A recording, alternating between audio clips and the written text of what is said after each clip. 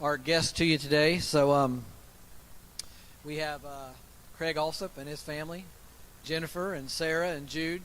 They kind of kept Jordan and I alive for a couple weeks in Nepal. So I would say Sarah and Jude, kept us from going down the wrong places and eating the wrong food and things like that. So it's very good seeing them. And so Brother Craig's going to come share with us for a few minutes, and then Jordan and I are going to join him on stage. We have a few questions that we want to ask Craig and about his ministry, and maybe we'll share a little bit more of the stories that we weren't able to share during our Sunday school hour. So, Brother Craig, welcome. Appreciate it. Good morning. Well, good morning, church. I was sitting there thinking, it's been, I think, 3.5 months since we've been in an American church. To sing songs in English, like entirely in English, is a special treat this morning for us, which is weird, right? It's odd for us to think. And I want everybody to understand, we just got back home on Thursday night, so we're all a little bit off with our time change and our sleep schedule and waking up at 4 a.m. and all kinds of weird stuff. So if you see my family nod off, just yell at them, throw something at them, whatever you got to do, okay? Just reach forward, pinch them, whatever you got to do, okay? I'm not going to nod off because in the famous words of Forrest Gump, I must have had me about 14 of these coffees. That's the best I can do. That's right. Appreciate it. That is the only impersonation that will happen this morning. But thank you guys for having us here, having us back in Authentic Life again and with you guys again. The goal for this morning is to kind of share a little bit about our summer, to share a little bit about what God has done, why we sort of had this kind of crazy journey. My family and I left the end of May, and we went to Nepal, and we moved into an apartment, and we started just doing life and ministry there among our Manna Worldwide partners. So Manna Worldwide, I should tell you, in case you've slept since we've been here last, Manna was founded in 2001 with the idea that if we partner local churches with their community in inventive ways that lift the community out of physical poverty, we can also help to lift them out of spiritual poverty. And so what we do is we come alongside local churches and ministry leaders, and we say, what would help in your community to lift people both out of physical and spiritual poverty? And often that looks like things like orphanages, schools, medical clinics, nutrition centers. How do we reach people when they're in a desperate need and they don't realize their biggest desperate need, their need for Jesus? And so we work to do that 24 hours a day, it seems like sometimes, 7 days a week almost. But as a family, we typically work while traveling around the United States, connecting churches like ALF with various projects overseas to support through prayer, through giving, and through going to serve. And so a lot of our year usually is spent just traveling around, speaking in churches, doing this. But this year has been a little different. We decided to take the spring and travel to churches and speak and do this thing.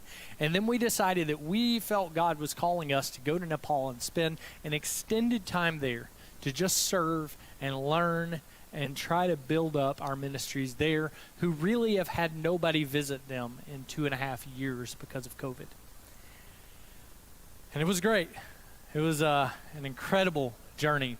An incredible experience. And I want to share some photos with you from that experience. And then, as Jeff said, he and Jordan will come up and interrogate me about some things that I don't say up here maybe before they come up. So this little guy in the front picture, this is Yosef. His story is that he came to us from a family that was abusing him by not feeding him. A few years ago, he came to us almost starved to death. The government had taken him in and brought him to our orphanage in Pokhara. It's the primary project that our family worked in this summer and served in every day. So we got to see this bright, smiling face almost every day. And this little guy was brought to us tiny, almost starved to death. He lived with us for several months, and then the government decided to go and give him back to another family member, which didn't turn out good. Turned out the apple didn't fall far from the tree, and he was again being starved. So he was brought back to us a couple years ago, and he's been with us ever since, and we pray that Joseph will continue to grow, continue to learn, and continue to be able to stay with us and knowing about Jesus and getting his needs met. So this is one of our friends from this summer. This photo, you'll see the top photo, my kids were much smaller, Sarah and Jude, and we decided to recreate the family photo. You see the other two kids that may not look exactly like us in this photo are Sagar and Asha, who we have sponsored from the time Sagar was 3, almost 4 years old, and Asha about 8 years old. And now they are grown up, they are adults, they are moving on with their lives. They're 17 and 23? And so we decided to recreate the family photo from several years before. As you can tell, they've grown up, and Jennifer had a little bit of a hard time holding Jude that way still.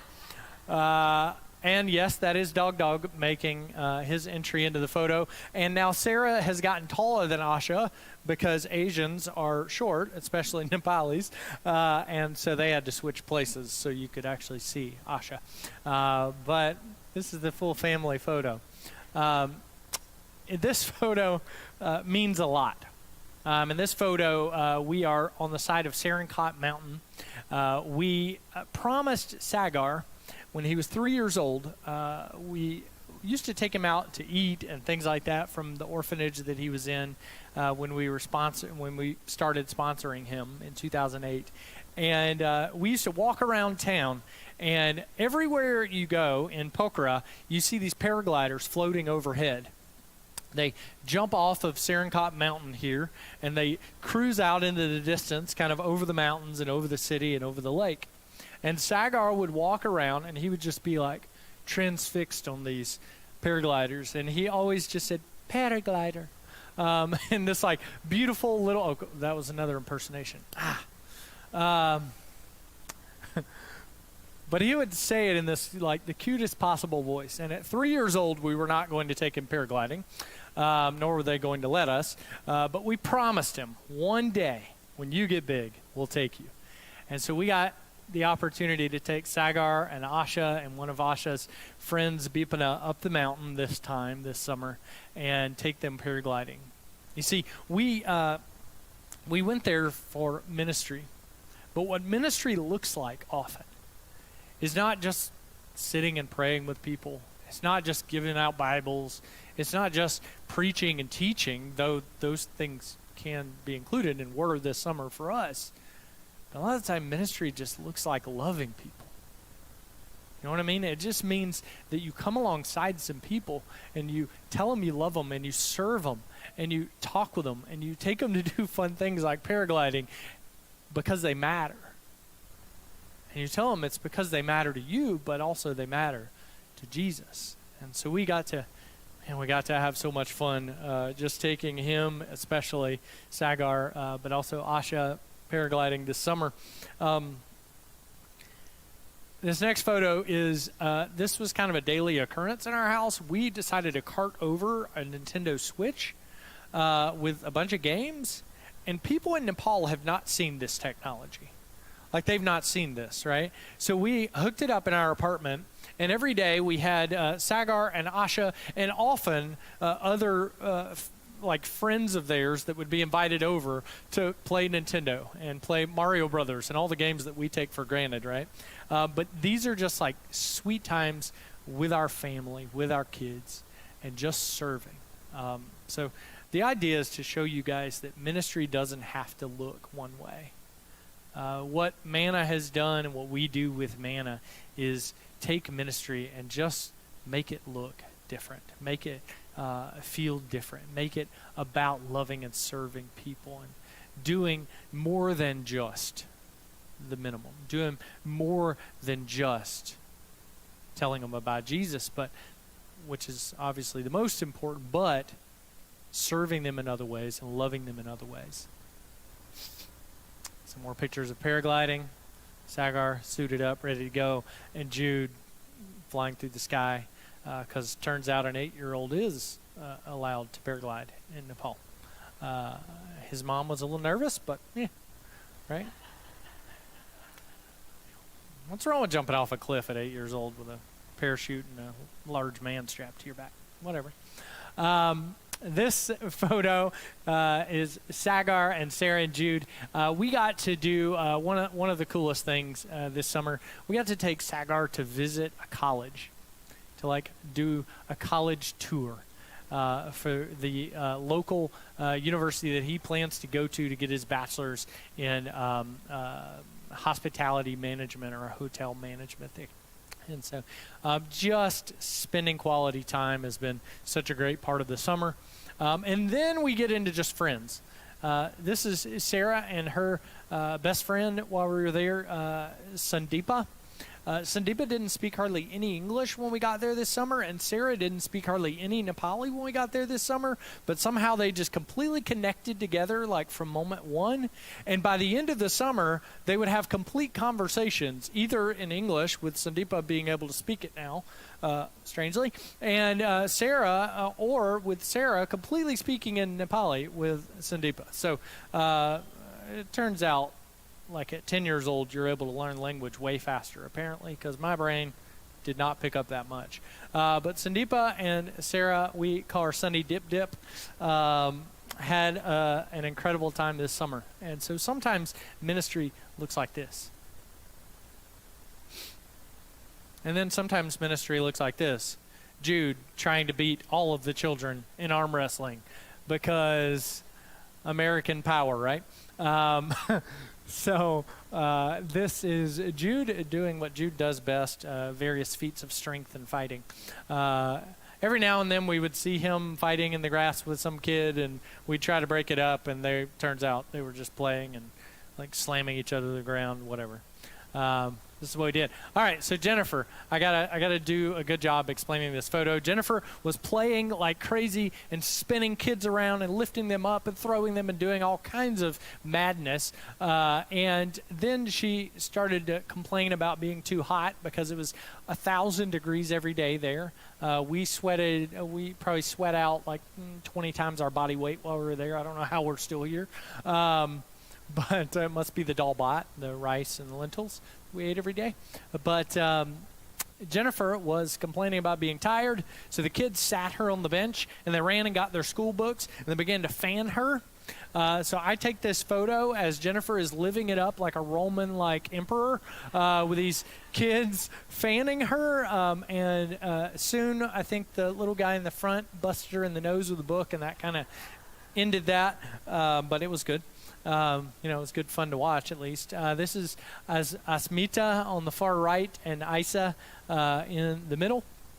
And these little girls, they just fell in love with us, and we fell in love with them. This is at our children's home, our orphanage there in Pokhara, Nepal. This is our dog.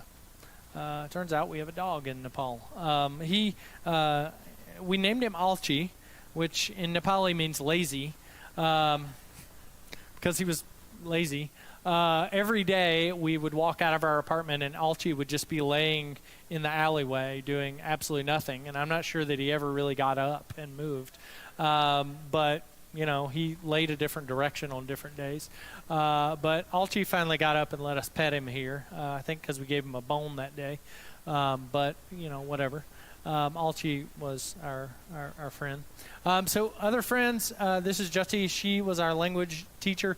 Me and Sarah and Jude did language class every day, 1 hour every day.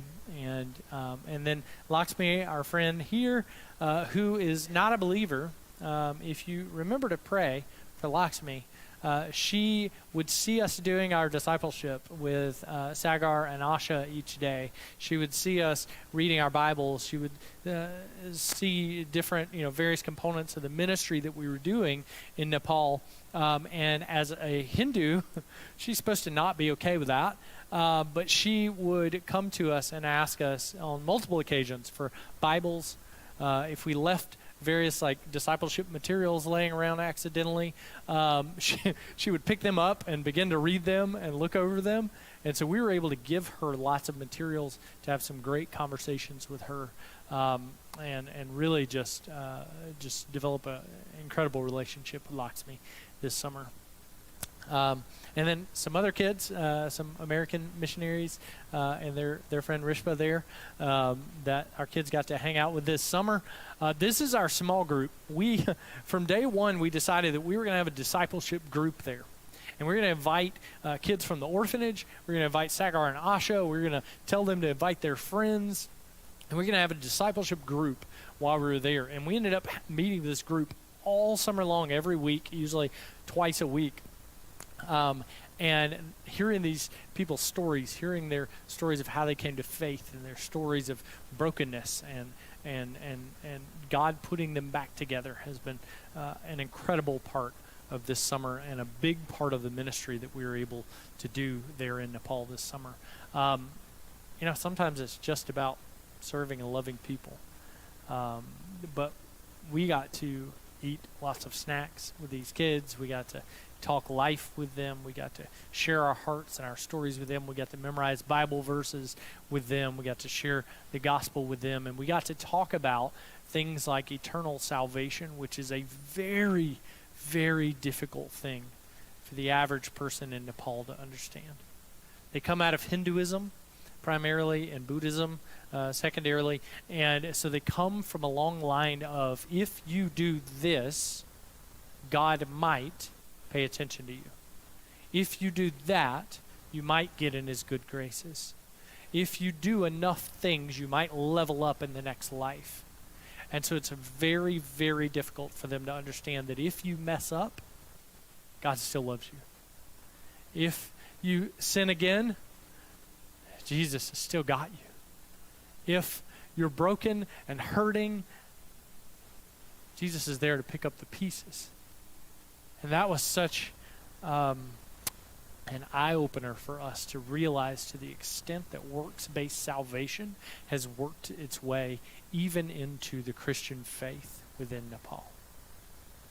And we were able to combat that again and again and again all summer long. And we pray that they will hang on to that truth.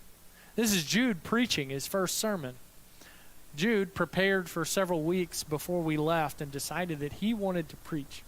And so during our children's church, Jude and his friend Cephas, who Cephas is the youngest son of Benad, our leader there, and we have been trying to get him to translate for us all summer because we know he can, but he wouldn't do it. He just kept refusing and making his older sisters do it. And Jude gets up and says, hey, if I'm going to preach today, I get to pick who translates. And he drags Cephas up there and makes him translate. It was great. And so Jude got to preach his first sermon in Nepal this summer.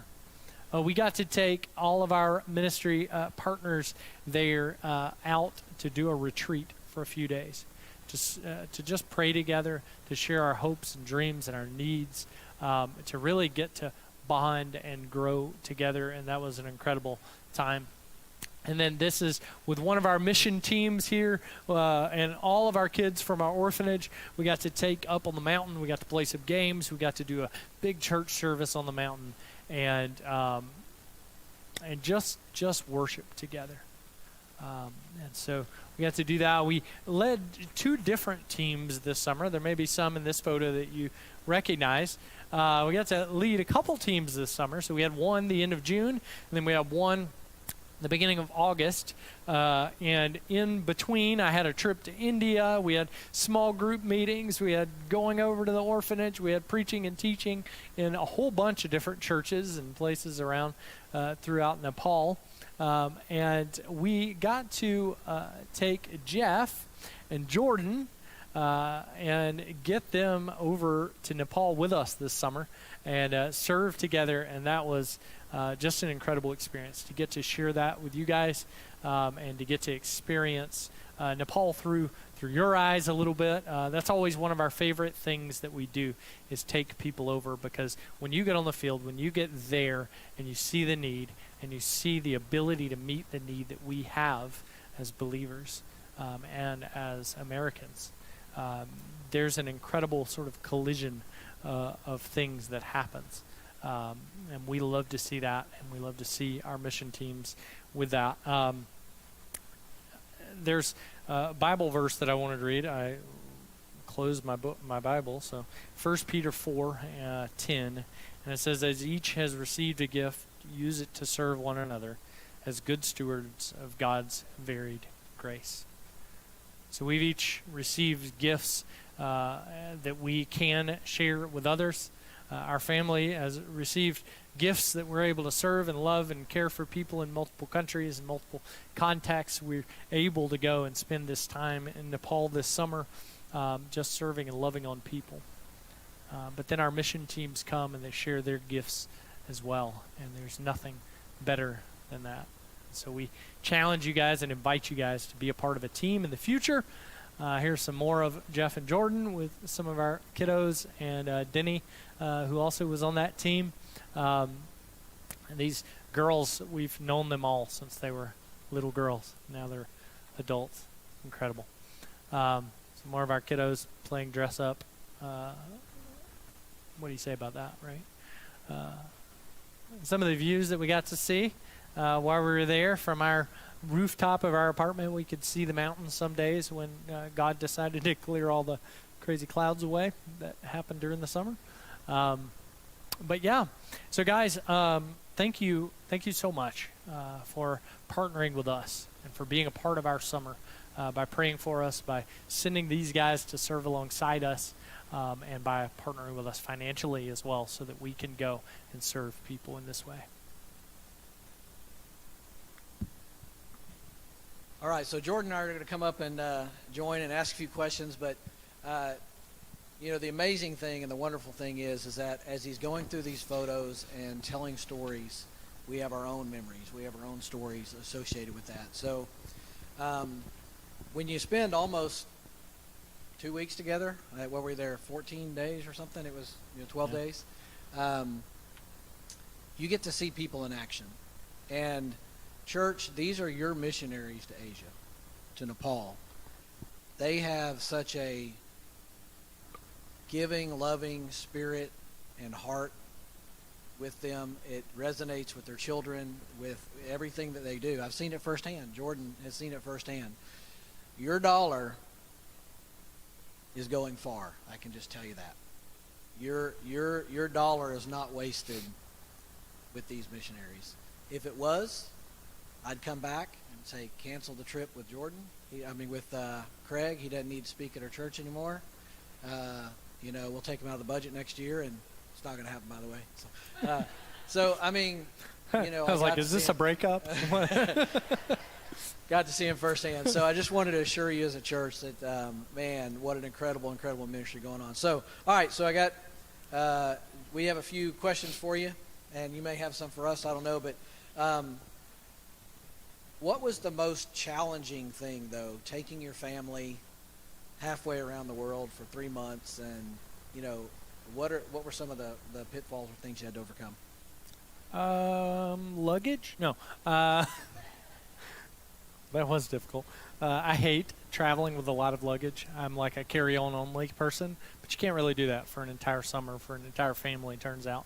But no, that's not the biggest one. The biggest one for me was daily stressors as a result of differences in cultural things.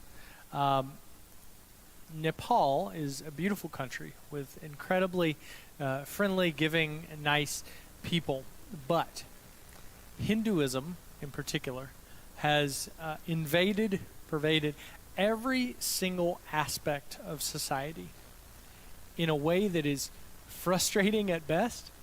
It is our language teacher, who was a Christian, actually said it well. She told us one day in class, she said, there is no word for integrity in the Nepali language.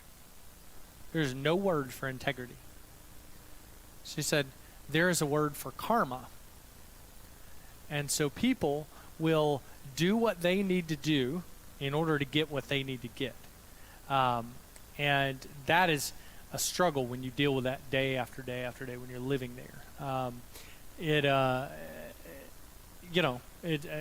That was the biggest struggle, I think, is just cultural things like that. Just you could not expect truth all the time. And that was difficult. You couldn't just expect people to generally do right or be good because they're not. Because they're broken. Because they're so far from Jesus.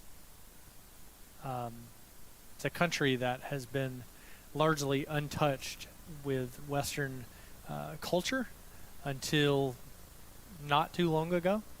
And it's a country that has been largely untouched by Christianity, more importantly, until not too long ago. And so there are a lot of barriers to getting the gospel across there. So yeah, I hope that answers. Well, I would think that's why it's important to have the relationships that you're building, so you can pour into those young men and women now Exactly. over a lifetime of years. Exactly. So, yeah, it's just we want to do life with them. You know, we just want to serve them and love them, and they're our family in a lot of ways. And so as we do that, they're able to trust us, and we're able to trust them, and then we're able to share the gospel and build those relationships to take them to the next level. Okay, so while we were there, we went to a place called Pashupati, which you mentioned was a World Heritage Site. Could you tell us a little bit more about Pashupati and how the World Heritage Site, the profits that you would send to them, would go to help keep that place? Yeah, we talked about this a little bit on the team. One of the things that I do, just, a little heads up if you ever decide to go to Nepal with us. One of the things I do on one of the first days of every trip, I take my teams to a place called Pashupati. It is a giant, sprawling temple complex, basically, Hindu temple complex. It is also a World Heritage Site because of historical value of it, as far as it being very old and these ancient buildings that have been, it's thousands of years of history of these temples on this site, of worship of these false gods on this site. And so I take my teams there because, not because we want to go and hang out at a Hindu temple complex. I always try to make that very apparent. But because if you go in and you walk across and you're across the river from the primary temple complex, you can sort of get up on the hill and look down upon it. And you see the extent of it. You see the thousands upon thousands of people that are there worshiping false gods.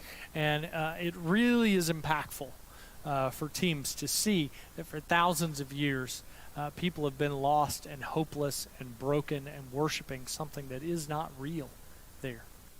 And it's a challenge to all of us to say, we didn't come on a mission trip to just see some pretty places.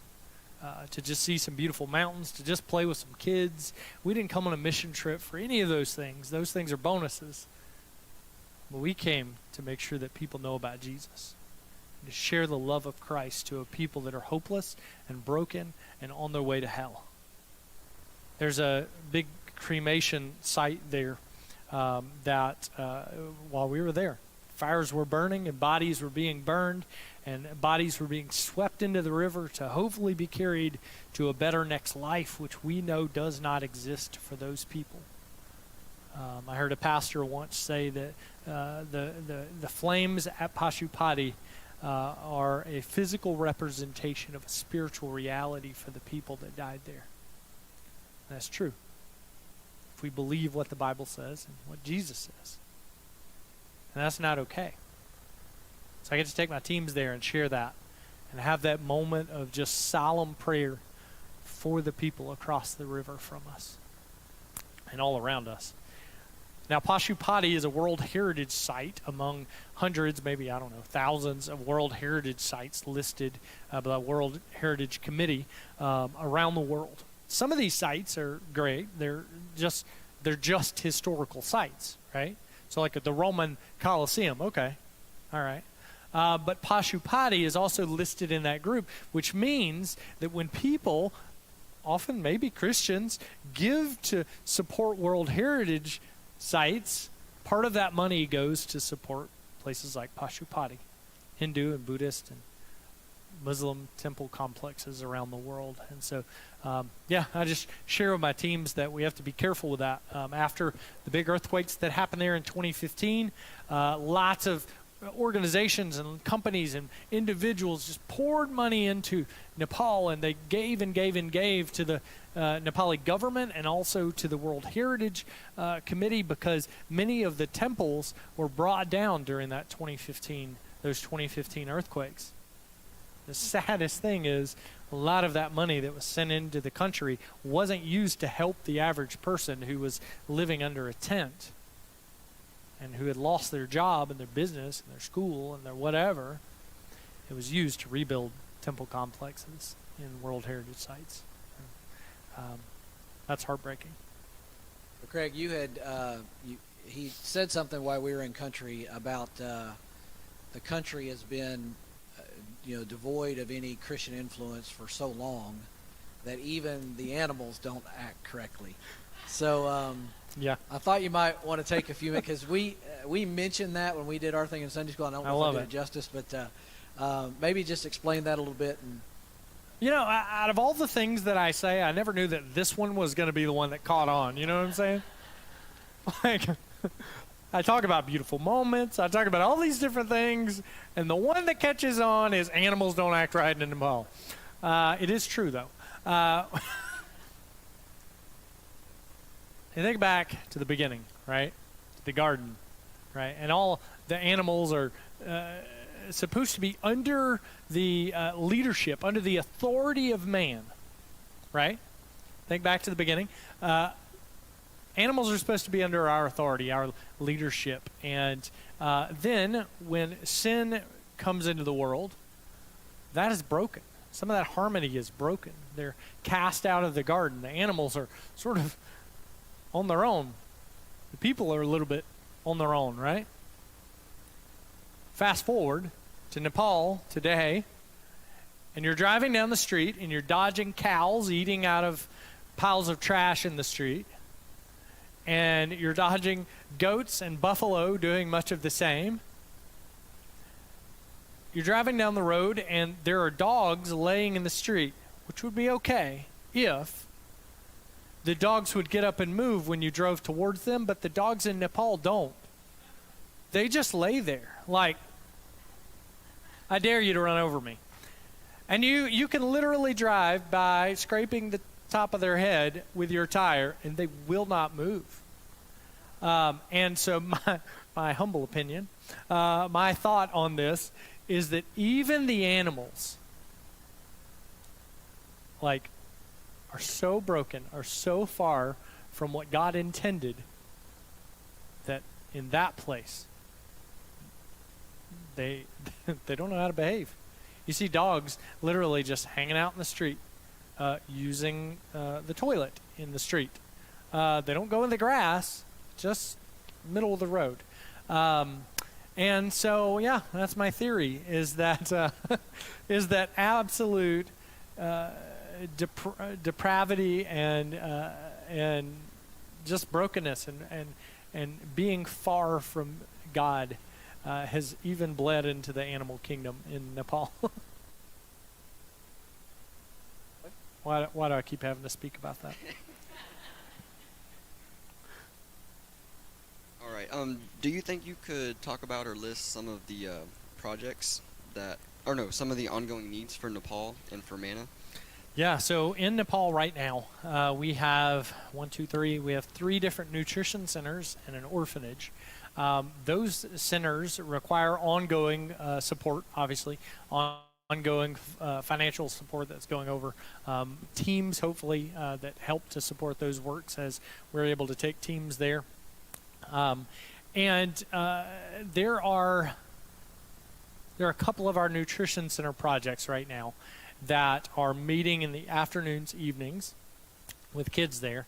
One of them is serving about 70-something kids per week, and one of them is serving about 25 kids per week right now. But both of them are bursting at the seams, and in a community that where the average person makes $150 a month, working 60 hours a week, life is cheaper there, but not that much cheaper, mind you. There are lots of children in these communities that have a need for nutritious meals, that have a need for assistance with schoolwork and things like that, and then obviously to hear about Jesus. And so these centers are working on devising a plan right now to expand their ministries so that they're catching some kids in the morning before they go to school, because they go to school a little late there. And then they're catching a different group of kids in the evening, which will basically almost double the amount of kids we're able to serve, but it almost doubles the amount of money that it takes to do so. So one of the needs is to support projects in Nepal to a greater extent, to be able to raise the budget for those. Our orphanage there could also use a budget increase, and so we're working on some of those things with Manna and with our partner churches here in the United States.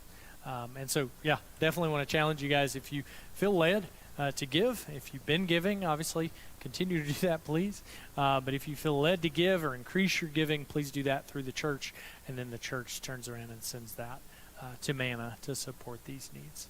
I want to follow on with that a little bit, and I'm typically I like to give practical, direction. So I'm going to ask you, because I want to get this in before we lose our time.